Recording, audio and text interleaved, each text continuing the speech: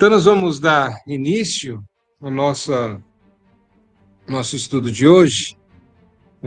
Vamos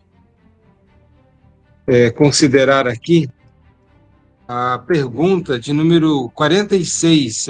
Vamos entrar agora num novo tema, que até então nós estávamos vendo sobre os ofícios de Cristo. Cristo como sacerdote, como profeta e como rei. Tendo terminado esses ofícios de Cristo, hoje nós vamos considerar sobre a obra do mediador, que é o que nós vamos ver hoje, ou pelo menos darmos início nesse tema. Então hoje vai ser praticamente uma introdução, provavelmente seja mais curto, né, o nosso estudo de hoje, mas depois nós iremos desenvolver melhor aquilo que nós vamos considerar hoje, tá bom? Então, a pergunta de número 46. Pergunta de número 46. Qual foi o estado da humilhação de Cristo? O estado da humilhação de Cristo foi aquela baixa condição na qual, por amor de nós, despindo-se da sua glória, ele tomou a forma de servo em sua concepção e nascimento, em sua vida, em sua morte e depois, até a sua ressurreição. Ok, obrigado. Então, acho que é importante termos conceitos certos sobre o estado de humilhação de Cristo. Confesso que eu, por muito tempo, tive um equívoco neste pensamento. Nós, às vezes, aprendemos errado e mantemos isso, não questionamos e acabamos tendo uma ideia equivocada. Depois, mais tarde, eu mencionarei qual era a minha ideia equivocada. Mas, como nós vimos, a própria pergunta nos fala que Cristo tomou para si uma condição a fim de nos resgatar, a fim de ser o nosso mediador. Então, nos diz aqui a resposta que o estado de humilhação de Cristo foi aquela condição inferior em que ele, né, e aí também nos diz qual era, por que ele tomou essa condição inferior. Ele voluntariamente fez isto, né, não foi, percebam, uma ação imposta, mas foi uma ação voluntária. Ele foi conduzido à cruz por causa do seu amor para conosco. Então, ele tomou a razão porque ele tomou essa condição inferior, ou nesse estado de humilhação, foi por nossa causa. É muito, muito claro esta questão, e a Bíblia também deixa isso com muita clareza. E que a condição que Cristo tomou foi de ter deixado a sua glória divina infinita e, sendo ele rico, né, nos diz as Escrituras, sendo ele rico na sua condição de glória como Deus, ele se fez homem, habitou entre nós aqui neste mundo. Então, vamos ver aqui alguns textos para embasar a pergunta e a resposta. Então, eu convido qualquer um dos irmãos que tem aí a sua Bíblia, Filipenses, capítulo 2, o verso 6 ao verso 8. Filipenses, capítulo 2, do verso 6 ao 8. Pois ele, subsistindo em forma de Deus, não julgou como usurpação o ser igual a Deus. Antes, a si mesmo se esvaziou, assumindo a forma de servo, tornando-se em semelhança de homens e reconhecido em figura humana. A si mesmo se humilhou, tornando-se obediente até a morte e morte de cruz. Ok. Então, Paulo, ao escrever a carta aos Filipenses, ele vai nos brindar com esta questão cristológica, falando sobre a pessoa de Cristo. E ele está tratando lá, claro, problemas da igreja de Filipos, alguns problemas, inclusive, da ausência de comunhão, como resultado uma divisão por causa do orgulho. A gente sabe que o orgulho sempre nos separa. E Cristo, então, Paulo, então, ele vai falar sobre Cristo. Qual foi a atitude de Cristo? Que ele, subsistindo em forma de Deus, ele era Deus, e nunca deixou de ser Deus, sempre foi Deus, mas ele estava na glória eterna, com seus anjos o adorando diuturnamente, se podemos assim dizer, ou continuamente, e ele não julga com usurpação o ser igual a Deus, né? Ele não toma ou não impõe as suas prerrogativas divinas, como que dizendo, não, sou Deus, eu que tenho que ser servido, eu não vou fazer, não vou me humilhar. Lembrando que ele está escrevendo a igreja de Filipos, havia problema lá de pessoas que estavam cheias de partidarismos e vanglória. E Paulo vai falar exatamente o exemplo do nosso Senhor e Salvador Jesus Cristo. Comparem, né, o que vocês são com aquilo que Cristo era. E olha a atitude que vocês estão tomando com a atitude que Cristo tomou. Ele não julgou com usurpação ser igual a Deus. Pelo contrário, ele está falando então aqui do estado de humilhação de Cristo. No verso 7, ele continua e diz que a atitude voluntária de Cristo, pois ele diz, antes a si mesmo se esvaziou. O esvaziar-se aqui não quer dizer que ele deixou de ser Deus, ou de alguma forma tenha deixado a sua divindade.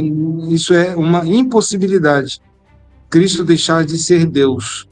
Mas ele esvaziou a si mesmo e assumiu a forma de servo, não somente na encarnação, né? Ele se encarna, tornando-se em semelhança de homens, mas ele realmente vem para servir a humanidade. Ele não veio para promover, né, partidarismo ou agir com vanglória, no sentido, eu sou Deus, vocês me sirvam. Eu sou Deus, vocês me adorem. Ele veio exatamente servir a humanidade, não no sentido do que nós podemos pensar, mas no sentido redentivo. Ele veio para salvar o homem pecador. E desta forma ele estaria servindo aos homens, tornando-se em semelhança, portanto, de homens. E reconhecido em figura humana, no sentido de que ele se encarnou realmente, não foi a divindade estava agora aqui numa emanação, né, num sentido como se fosse um espectro, né, algo nesse sentido, mas era realmente, viveu entre nós como homem, comeu, andou, com todas as limitações, não estava numa condição privilegiada, se podemos assim dizer, ele estava exatamente numa condição mais desprivilegiada. O servo era aquele que não tinha direito algum, né, na época antiga, e Jesus ele demonstra realmente, inclusive, quando lava os pés dos discípulos, que era o servo ou o escravo da casa que fazia isto, né, lavando os pés. E depois, novamente, reitera, né, o apóstolo Paulo vai reiterar, no verso 8, que ele a si mesmo se humilhou. Foi uma atitude voluntária de Cristo. Ele se humilhou. Não foi uma imposição, né, mas ele se humilhou e, tornando-se obediente, lembrando que ele é Deus, no entanto, ele se submete à sua própria lei. Ele cumpriu a lei perfeitamente, não de acordo com a interpretação judaica, não de acordo com a interpretação dos rabinos lá, no seu tempo, mas ele cumpriu a lei como realmente Deus havia ordenado a lei, né? Na lei do sábado, e todas as leis que eram prescritas. Ele mesmo se humilhou, tornando-se obediente na forma da lei, como Deus havia prescrito, mas também tornando-se obediente no sentido vicário, no sentido salvífico. Ele foi e deu a sua vida como o Cordeiro de Deus que tira o pecado do mundo para salvar o pecador. Então, o apóstolo Paulo vai demonstrar aqui, nessa passagem cristológica, como os crentes deviam viver.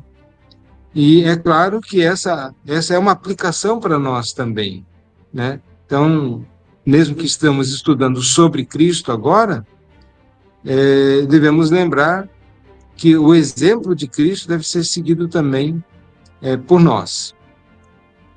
E então a humilhação de Cristo, ela foi uma humilhação voluntária. Esse é um ponto importante de entendermos. Em segundo lugar, a humilhação de Cristo se deu em ele nascer como ser humano. Então, ele de fato nasceu, né? Ele de fato se encarnou. E isso é importante porque algumas pessoas começaram já no primeiro século, ainda quando os apóstolos estavam vivos, algumas pessoas estavam negando a encarnação do Verbo, a encarnação de Cristo. E ao ponto que os apóstolos têm que combater esse erro e dizer, se alguém nega, né? Se alguém nega que Cristo veio em carne, esse tal é do anticristo. Portanto, esse ensinamento não vem do ensino de Deus, mas do anticristo. São ensinos de demônios. Então, aqueles que acreditam nisto, pode parecer, mas que relevância isso tem para a nossa vida cristã e prática? Se eu acreditar que Jesus Cristo realmente não veio assim em carne, nós vamos ver que se nós negarmos a encarnação do Verbo, nós acabamos ficando sem um sacrifício redentivo, redentor. Ficamos sem um cordeiro de Deus que tira o pecado do mundo. E nós não temos, então, um Salvador. E não tendo um Salvador, definitivamente estaremos e continuaremos mortos nos nossos delitos e pecados. Então, convido a qualquer um também que tenha sua Bíblia, abrir em Lucas 1, verso 31. Lucas, capítulo 1, verso 31. Eis que conceberás e darás à luz um filho, a quem chamarás pelo nome de Jesus. Ok. Para nós é uma coisa muito clara, tá, irmãos? A gente, desde criancinha, a gente ouve, né, sobre o nascimento de Cristo, sobre a obra do Espírito Santo na Virgem Maria, e aí nasceu Jesus. Mas é sempre um ponto tão importante essa questão cristológica da encarnação, que podemos desprezar por ser tão comum, parece ser óbvio para nós. Mas lembrando que quando foi feito o credo niceno, né, aquilo que nós chamamos de credo apostólico, creio em Deus Pai Todo-Poderoso, Criador dos céus e da terra, cremos em Cristo Jesus, nosso Senhor, o qual foi concebido por obra do Espírito Santo, né, nasceu da Virgem Maria.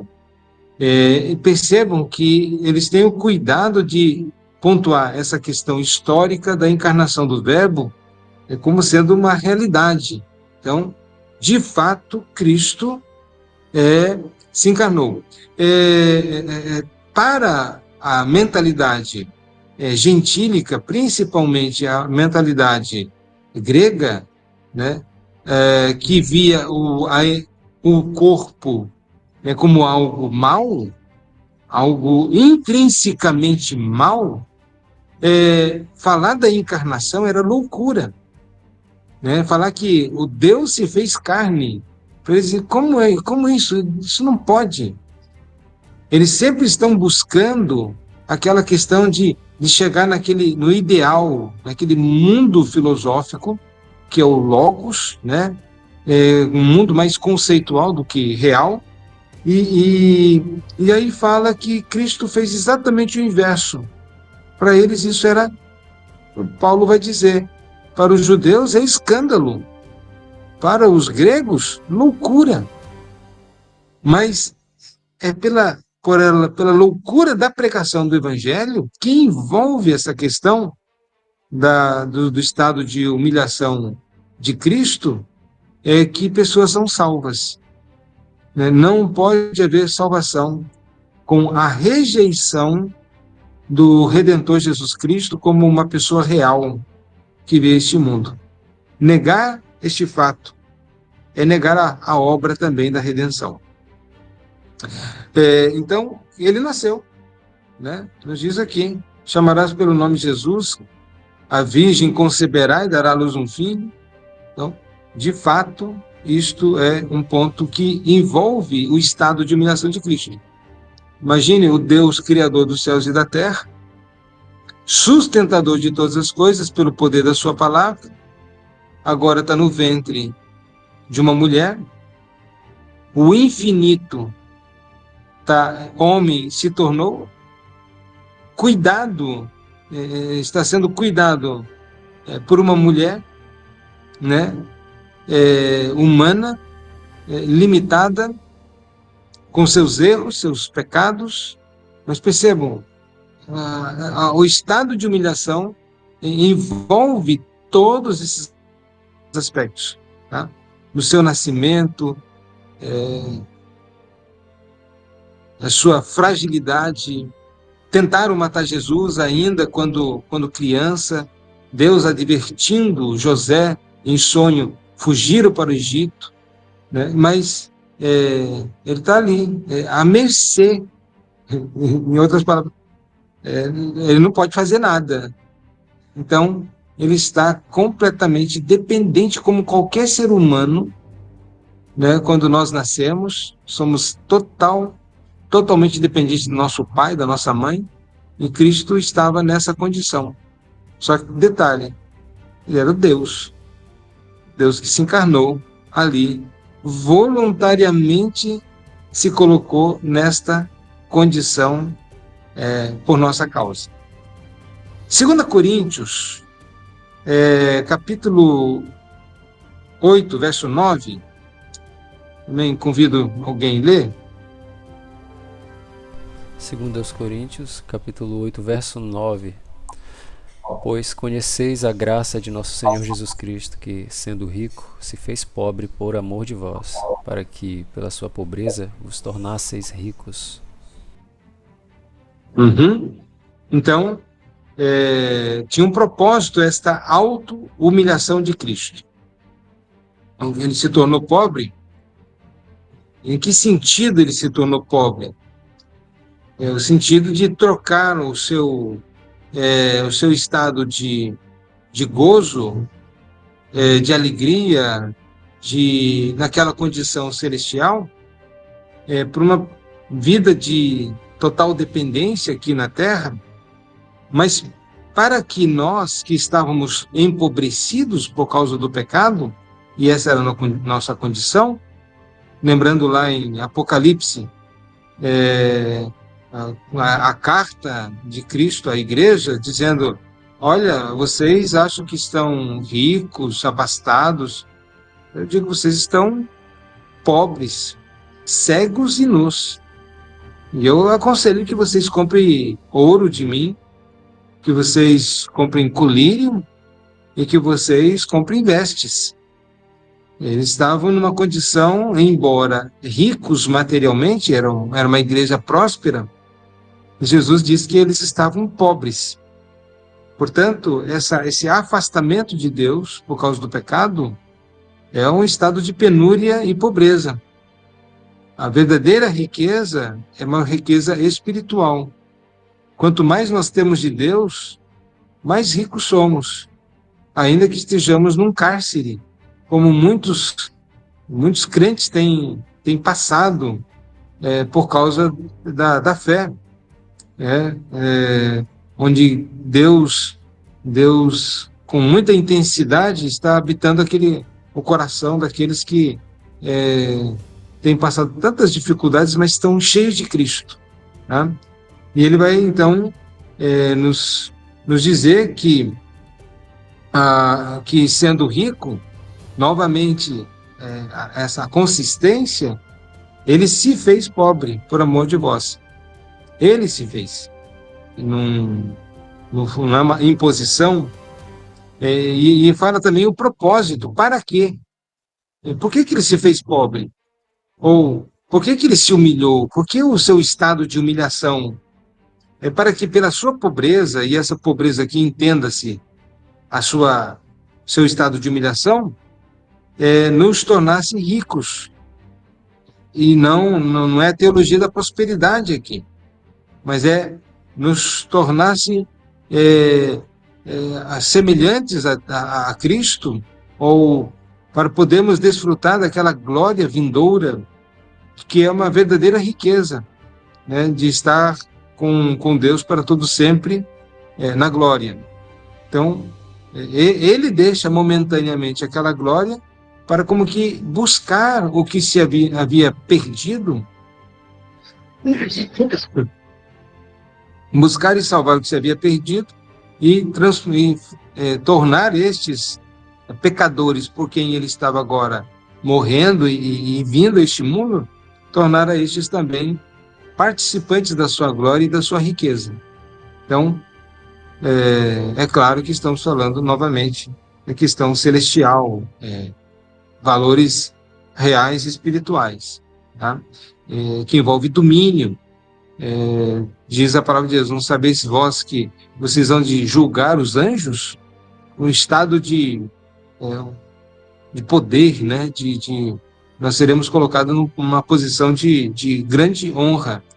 Os filhos de Deus herdarão, né, a glória vindoura. E também, por fim, Atos, capítulo 2, verso 24. Atos 2, 24. Sim. Ao qual, porém, Deus ressuscitou, rompendo os grilhões da morte, porquanto não era possível fosse ele retido por ela. Ok. Então, o estado de humilhação de Cristo, ele é consumado ou finalizado na sua ressurreição. Até a sua morte, e aí devemos lembrar, anteriormente eu pensava o estado de humilhação de Cristo na cruz, ele sofrendo ali na mão dos pecadores, sendo açoitado, vilipendiado, né? Um julgamento injusto. Parece que ele é o ápice da humilhação de Cristo. Mas não devemos olhar somente para este momento. Na verdade, toda a existência de Cristo aqui na Terra foi o estado de humilhação de Cristo, tá? Desde o seu nascimento, desde a concepção, da necessidade de ser protegido, de estar depois, quando nasce, de ser guardado, resguardado, alimentado.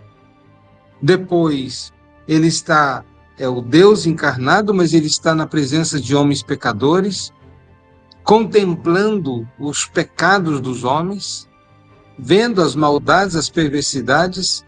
Quando nós vemos que Deus, ele não contempla o pecado, como que o santo pode contemplar o pecado? Mas ele passa a sua vida toda diante dessas incoerências humanas, diante das manifestações pecaminosas dos homens. E não sei se você já teve alguma experiência assim, de ver uma injustiça acontecendo e você olha aquilo e aquilo te remói por dentro, te angustia por dentro, vendo que seja uma grande injustiça acontecendo com uma outra pessoa, ou quem sabe acontecendo até com você, e você fica angustiado com aquela situação, por causa das distorções, das trocas de valores e coisas assim. Agora, tu imagina o sentimento de Cristo com relação aos pecados dos homens. Nós não temos a mesma sensibilidade que Deus tem com relação ao pecado. E, no entanto, ele vive nessa condição, né, durante seus 33 anos, né, até a sua morte, diante de homens pecadores. Mas ele vai, a vida, toda a sua vida, o seu nascimento, digo, a concepção.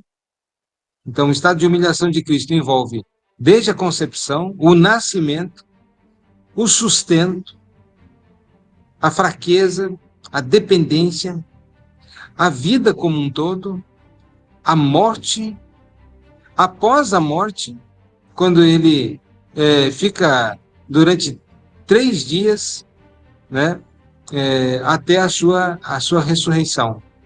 E aí, na sua ressurreição, é colocado ali o fim do estado da humilhação de Cristo. Então, a sua ressurreição é o fim. Ok? Tudo bem? Alguma dúvida, alguma pergunta? Até então? Tranquilo, pastor. Ok. Então, eu só vou mencionar aquilo que fui ensinado e que eu mantive por muito tempo. Um pensamento equivocado, como eu falei no início. E que é um grave erro que tem se alegado quanto ao texto de Filipenses, que diz que se esvaziou. Ele se esvaziou. Né? Um pensamento teológico é que ele esvaziou-se da sua divindade. Tá? Então, segundo essa interpretação, Cristo era divino quando ele estava no céu. Mas ele pôs a sua divindade de lado quando ele se encarna, e enquanto ele esteve aqui sobre a terra, foi somente homem. É como se ele tivesse uma natureza divina, mas, ao mesmo tempo, ele se anula completamente como Deus, e ele é somente homem. Né? Mas as Escrituras, é como se ele não usou nenhuma prerrogativa divina. Pelo contrário, nós vamos ver que ele jamais deixa de ser Deus. Ele, de fato, se humilhou. Ele não usa essas prerrogativas. Ele não diz, olha, me adore porque eu sou Deus. Ou vocês é que têm que me servir. Sou eu que dou a todos a respiração, a vida e tudo mais. Então, venham e me tributem, né, honra, glória e coisa assim, prostrem-se diante de mim. Ele não veio nesta função para ser adorado, para reivindicar sua divindade e toda a humanidade, agora adorá-lo ali nessa condição, seu estado de humilhação. Ele veio no seu estado de humilhação pela necessidade e por causa da humanidade para redimi-los. Mas em nenhum momento ele deixa de ser Deus. Então, essa interpretação que Cristo se esvaziou da sua divindade, ou ele deixa a sua divindade de lado, e que na terra ele somente agiu como homem, é inconsistente, porque há muitos textos no Novo Testamento que vai afirmar que ele é verdadeiramente Deus e verdadeiramente homem, totalmente Deus e totalmente homem enquanto está aqui na terra. Então, o sentido verdadeiro desse esvaziou-se a si mesmo o esvaziou-se do gozo, da glória divina que ele desfrutava lá no céu. E assumindo essa figura de servo, tendo a forma de servo. mas a sua natureza ainda era a mesma. Ou seja, a sua posição agora era diferente, mas a sua natureza não houve alteração. Ele continuava sendo Deus, mas sua forma agora era adorar a Deus, era servir a um propósito redentivo e servindo assim a humanidade. Mas não toda a humanidade indiscriminadamente. Nós entendemos que ele veio para buscar e salvar o que se havia perdido das ovelhas, tanto perdidas da casa de Israel, como das ovelhas que estavam também dispersas aí por todo o mundo, no caso, os gentios. Um texto no Antigo Testamento que fala sobre o servo sofredor é o Isaías capítulo 53, lá no Antigo Testamento, que vai falar do seu estado de humilhação, ele assumindo a forma de homem e o seu propósito, levou sobre si os nossos pecados, a paz, né, que nós obtivemos por meio de Cristo. Mas lá vai falar com clareza que Cristo ele é o servo sofredor, né? E é de comum acordo, todos compreendem, e também há essa interpretação no Novo Testamento que esse servo sofredor refere-se a Cristo, tá? Ele é o servo sofredor. Mas eu não sei se há alguma dúvida, alguma pergunta, se houver.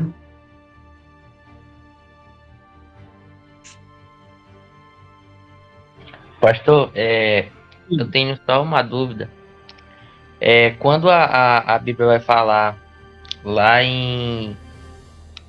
me fugiu aqui o capítulo, o livro, que vai falar que Jesus, acho que é João 13, vai falar que o Filho foi glorificado e através do Filho o Pai foi glorificado.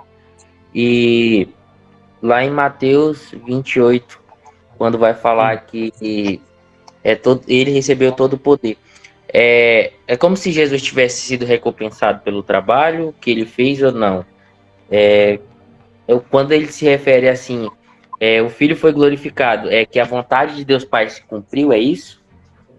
E quando ele fala que o Pai foi glorificado através do Filho, é como se a vontade de Deus Pai se cumpriu no Filho. É isso que quer dizer? Ou... Sim. Lá em Isaías 53, é interessante, né? Quando ele vai falando, primeiramente, a quem creu em nossa pregação e a quem foi revelado o braço do Senhor. É interessante aqui que